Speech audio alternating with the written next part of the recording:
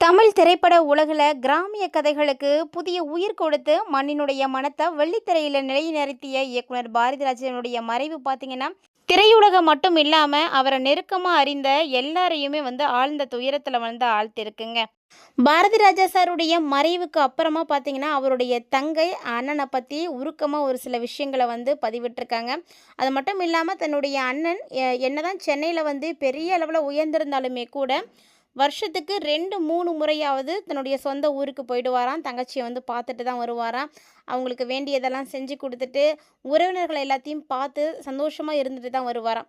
ஆனால் கடைசியாக பார்த்திங்கன்னா அவருடைய மகன் மனோஜ் இறந்ததுக்கு அப்புறமா அவர் அந்த அளவுக்கு சொந்த ஊருக்கே போகாமல் இருந்திருக்காரு. காரணம் பார்த்திங்கன்னா அவருக்கு எந்த விதமான பிடிமானமும் இல்லாமல் போயிருக்கு. மகனே போயிட்டானே அப்படின்ற அந்த ஒரு வருத்தத்தில் இருந்தவர் எதையுமே அதிகமாக நேசிக்காமல் விட்டுட்டார்.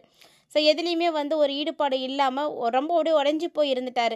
அப்போலேருந்தே பார்த்திங்கன்னா தங்கச்சி அதிகமாக அண்ணனை பார்க்கவே இல்லை. கிட்டத்தட்ட இந்த 1 இயர்க்குள்ளே பார்த்திங்கன்னா நிறைய டைம் அவர் போயிட்டு வந்திருக்க வேண்டியவர் தான். ஆனால் போகாமல் இருந்துட்டார். ஸோ அதுலேயே பார்த்திங்கன்னா அவருக்கு நிறைய ஹெல்த் இஷ்யூஸ் வேறு நிறைய வந்ததுனால அவர் அதிகமாக சொந்த ஊருக்கு வராமலே இருந்துட்டார். ஆனால் அண்ணன் எப்படினாலும் அண்ணன் ஊருக்கு போனால் திரும்பி நம்மளை பார்ப்பாரு அப்படின்ற ஒரு நம்பிக்கையோட தங்கச்சி சொந்த ஊரில் காத்துட்டு இருந்திருக்காங்க. ஆனால் இந்த முறை அண்ணன் திரும்பி வராமல் சடலமாக வந்துட்டார். ஸோ திரும்பி வராமல் என்னை ஏமாற்றிட்டு போயிட்டேனே அப்படின்னு சொல்லி அவங்க ரொம்பவே அழுதுருக்காங்க, கதறியிருக்காங்க. அண்ணன் இறந்துட்டார் அப்படின்ற செய்தி கேட்ட உடனே இந்த அம்மா பார்த்திங்கன்னா தண்ணி குடிக்காமல் சாப்பிடாமல் அழுதுகிட்டே இருந்திருக்காங்க. ஸோ சடலம் வந்த உடனே பார்த்த உடனே ஓடி போய் அழுதுருக்காங்க. உடனே பார்த்திங்கன்னா அவங்க மயக்கம் போட்டு விழுந்திருக்காங்க. ஸோ நிறைய பேர் பார்த்திங்கன்னா அவங்களுக்கு தண்ணீர்லாம் கொடுத்து ரொம்ப சமாதானப்படுத்தியிருக்காங்க. திரும்பவும் அந்த சூழ்நிலையிலையுமே கூட அவங்களால அதை தாங்கிக்க முடியல. அண்ணனை பிரியிற அந்த துயரத்தை அவங்களால ஏற்றுக்கவே முடியல. திரும்பவும் அழுதுகிட்டே போயிருக்காங்க. திரும்பவும் பார்த்திங்கன்னா அவங்க மயக்கம் போட்டு தான் விழுந்திருக்காங்க. ஏன்னா அண்ணன் தங்கச்சி அப்படிங்கும் பொழுது அந்த உறவுக்கு எந்த ஒரு உறவையும் நம்ம இணை சேர்க்கவே முடியாது. அண்ணனோட பிரிவை தாங்கிக்க முடியாமல் கத்தி கதறி அழுதுருக்காங்க பாரதிராஜாவுடைய தங்கை பாரதி. ஸோ அவங்க உருக்கமாக நிறைய விஷயங்களை பகிர்ந்திருக்காங்க. அவங்க என்னென்ன பேசியிருக்காங்க அப்படின்றத பற்றி தான் நம்ம இந்த பதிவில் டீட்டெயில்டாக பார்க்க போகிறோம். சென்னைக்கு போய் எப்படியாவது சாதிச்சுட்டு தான் திரும்ப வரணும் அப்படின்னு சவால் விட்டுட்டு சென்னைக்கு வந்தவர் தாங்க இயக்குனர் பாரதிராஜா. ஸோ அவர் வந்தவர் பார்த்திங்கன்னா கோடிக்கணக்கான ரசிகர்களுடைய மனசில் அழியாத இடத்தை பிடிச்சார். அவருடைய மறைவுக்கு அப்புறமா நிறைய அரசியல் தலைவர்கள், பிரபலங்கள், ரசிகர்கள் அப்படின்னு பல தரப்பினரும் இரங்கல்கள் தெரிவித்துட்டு இருக்கக்கூடிய நிலையில் குடும்பத்தாருடைய துயரம் பார்த்திங்கன்னா எல்லாரையும் நிகழச் செய்தது. அதுவும் அவங்களுடைய தங்கையோடைய அந்த ஒரு விஷயம் பார்த்திங்கன்னா எல்லாரையும் ரொம்ப உருக வச்சிருச்சு அப்படின்னே சொல்லணும். தேனி அள்ளிநகரத்தில் அவங்களுடைய குடும்ப வீட்டில் வசித்து வரக்கூடிய பாரதி ராஜாவினுடைய தங்கை பாரதி தன்னுடைய அண்ணனை பற்றி நிறைய நினைவுகளை பகிர்ந்திருக்காங்க. சின்ன வயசில் அவங்க அண்ணன் எப்படி இருந்தார் அப்படின்றதுல இருந்து தற்போது திரைத்துறையில் உச்சமடைந்த வரைக்கும் இருக்கக்கூடிய நினைவுகளை பகிர்ந்திருக்காங்க. அதை தான் நம்ம இப்போ பார்க்க போகிறோங்க. அதெல்லாம் அவங்க அப்படியே கண்ணீர் மல்க அழுதுகிட்டே பேசியிருக்காங்க. ஸோ அங்கே இருந்தவங்க எல்லாரும் மட்டும் இல்லாமல் அவருடைய ரசிகர்களையும் இது ரொம்பவே நிகழ்ச்சியில் ஆழ்த்தியிருக்குன்னு தான் சொல்லணும். ஸோ சினிமா ரசிகர்களுக்கு பார்த்திங்கன்னா பாரதிராஜா அப்படின்ற ஒரு பெயர் இயக்குனர் அப்படின்றத மட்டும் இல்லாமல் ஒரு திரைப்பட பள்ளியே நினைவூட்டும் அப்படின்னு சொல்லுவாங்க. ஏன்னா அந்த அளவுக்கு அவர் புரட்சி செய்தவர். ஆனால் அவருடைய குடும்பத்தாருக்கு பொறுத்த வரைக்கும் சின்ன வயசு சின்னசாமி தான் இன்னும் ஞாபகம் இருக்குது அவங்களுக்கு.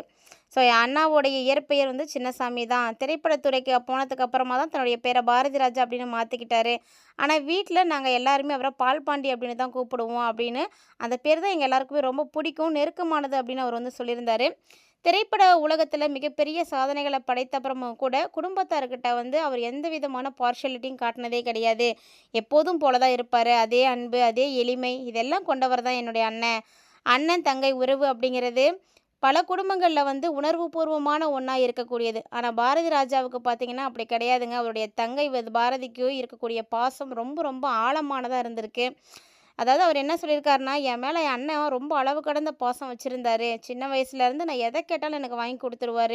எங்கே கூட்டிகிட்டு போனாலும் கூட்டிகிட்டு போவார். என்னை ரொம்ப ரொம்ப செல்லமாக என்னை வளர்த்தாரு. அதே நேரத்தில் எனக்கு படிப்பினுடைய ஆழத்தை பற்றியும் முக்கியத்துவத்தை பற்றியும் சொல்லிக்கிட்டே தான் இருப்பார். நல்லா படிக்கணும், வாழ்க்கையில் முன்னேறணும் அப்படின்னா படிப்பு ரொம்ப முக்கியம் அப்படின்னு வரப்போ போகிறப்பெல்லாம் அட்வைஸ் பண்ணிக்கிட்டே தான் இருப்பார். அவங்க சொன்ன விஷயங்கள் எல்லாம் இன்னும் எனக்கு ஞாபகத்தில் இருக்குது. அதாவது அன்பு காட்டுறதுல மட்டும் கிடையாது, அண்ணன் வாழ்க்கையில் ஒழுக்கமும் கல்வியும் அவசியம் அப்படின்றதையும் என்கிட்ட அடிக்கடி சொல்லிகிட்டே இருப்பார். அப்படிப்பட்ட பாசமான அண்ணனை இன்றைக்கி நான் இழந்துட்டு நிற்கிறேன் அப்படின்னு அவங்க கண்ணீர் விட்டு கதறி இருக்காங்க. ஒரு அன்பான அண்ணன், மகன், உறவினர் அப்படின்னு எல்லாத்துக்குமே வந்து அவர் அந்த இடத்த வந்து வெற்றிடமாக்கிட்டு போயிட்டாரு. அவருடைய இடத்த யாராலயும் வந்து நிரப்பவே முடியாது அப்படின்னு தங்கை ரொம்ப வேதனையோட அழுதுகிட்டே வந்து பேசியிருக்காங்க. ஸோ இன்னைக்கு அவருடைய இழப்பு எங்களுடைய குடும்பத்துக்கு ஈடு செய்ய முடியாத பேரிழப்பா இருக்குங்க. அவர் இல்லாத வீட்ட நினைத்தாலே எனக்கு மனசெல்லாம் வந்து உடைஞ்சு போயிருச்சு. எங்களுக்கு அவர் வந்து ஒரு இயக்குனர் மட்டும் கிடையாது. எங்களுடைய குடும்பத்தினுடைய தூணே அவரு தான் அப்படின்னு ரொம்ப அழுதுகிட்டே வந்து பேசியிருக்காங்க. ஸோ அது மட்டும் இல்லாம, பாரதிராஜாவுடைய மறைவு எடுத்து பார்த்தீங்கன்னா, ஒரு தனி மனிதருடைய மறைவு கிடையாது. தமிழ் சினிமாவினுடைய ஒரு சகாப்தத்தினுடைய முடிவா தான் வந்து பலரும் வந்து நெனச்சிட்டு இருக்காங்க. இன்னைக்கு இருக்கக்கூடிய புதிய தலைமுறை இயக்குனர்களுக்கு வழிகாட்டியா அவர் வந்து இருந்திருக்காரு. ஸோ உடலால நம்மக்கிட்ட இருந்தவர் போயிருந்தாலுமே கூட, அவர் உருவாக்கிய கதாபாத்திரங்கள், அவர் வடிவமைத்த படங்கள், இதெல்லாம் வந்து பார்த்தீங்கன்னா, நம்மள என்னைக்குமே வந்து அவர வந்து ஞாபகப்படுத்திட்டே தான் இருக்கும் அப்படின்னு சொல்லியிருக்காங்க. தேனி மண்ல பிறந்து உலக தமிழ் ரசிகர்கள் மனசுல இடம் பிடித்த அந்த மகத்தான கலைஞரை இழந்த துயரத்துல குடும்பத்தார், ரசிகர்கள் எல்லாருமே வந்து இருக்காங்க. ஸோ திரையுலகத்துல இருக்கக்கூடியவர்களும் அப்படிதாங்க. ஒவ்வொருத்தரும் வந்து கண்ணீர் சிந்திட்டு இருக்காங்க.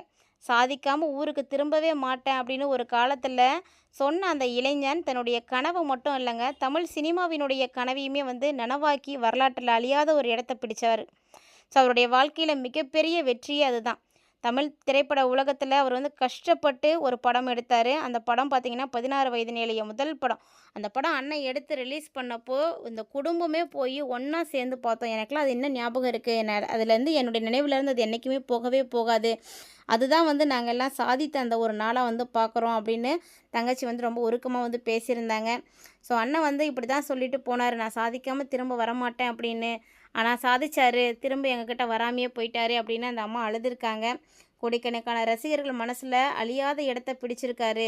இருந்தாலும் அவருடைய மறைவு பார்த்தீங்கன்னா, எங்களுக்கு மிகப்பெரிய அளவுல துக்கமா இருக்கு அப்படின்னு சொல்லியிருக்காங்க. பாரதிராஜா சாருடைய கடைசி ஆசை அப்படின்னு ஒண்ணு இருந்ததுங்க. அந்த ஆசை வந்து நிறைவேறாத கனவாவே போயிடுச்சு.